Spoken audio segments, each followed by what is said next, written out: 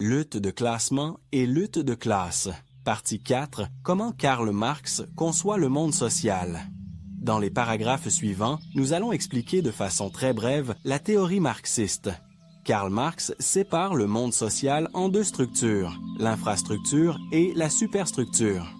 Dans l'infrastructure, il y a tout ce qui est relatif à la production, à savoir les conditions de production, les ressources naturelles, le climat, les forces productives, les outils, les machines, mais également les forces de travail, les ouvriers et finalement les rapports de production, les rapports entre les classes sociales, les rapports de domination, l'aliénation et le salariat. Dans un autre ordre d'idées, il y a la superstructure, c'est-à-dire tout ce qui concerne le domaine des idées et les productions non matérielles comme les institutions politiques, les lois, la religion, la philosophie, la morale, l'art et la conscience de soi. Dans cette optique, il y a un rapport qui est cyclique ou qui se nourrit entre ces deux structures. L'infrastructure va toujours être ce qui façonne la superstructure. Selon Karl Marx, le développement industriel va conditionner les mentalités et les idées de la population bien plus que tous les livres de philosophie réunis. De la même manière pour la superstructure.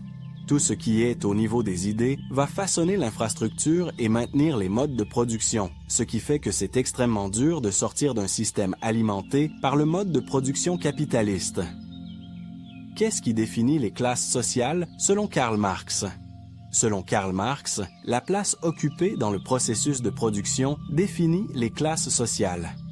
Cet idéologue prussien a une conception réaliste des classes sociales qui existent réellement et qui sont concrètement en conflit. Dans la théorie marxiste, il y a principalement deux grandes classes sociales. 1. Le prolétariat ouvrier qui possède la force de travail.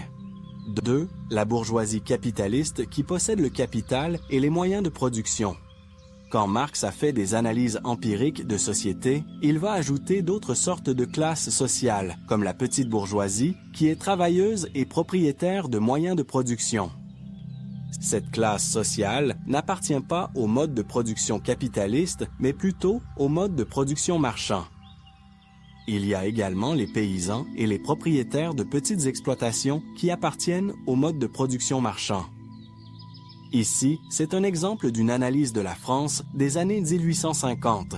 Dans cette même veine, l'accumulation du capital fonctionne selon la logique que les ouvriers sont obligés de vendre leur force de travail contre un salaire, car c'est la seule activité de production qu'ils possèdent. Ils ne détiennent pas les moyens de production.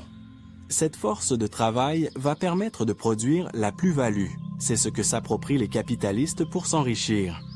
Il est à rappeler que la plus-value est la différence entre la valeur créée par la force de travail moins la rémunération de travail de cette force. Voici un exemple simple et fictif pour expliquer le concept de la plus-value.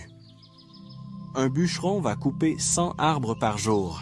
Il travaille 8 heures par jour. Chaque arbre va être vendu à l'usine de transformation pour 5 $. Présentement, le bûcheron est payé en moyenne à 20 $ de l'heure au Québec. La valeur de sa force de travail est de 500 $ et sa rémunération est de 160 $. La plus-value est de 340 $.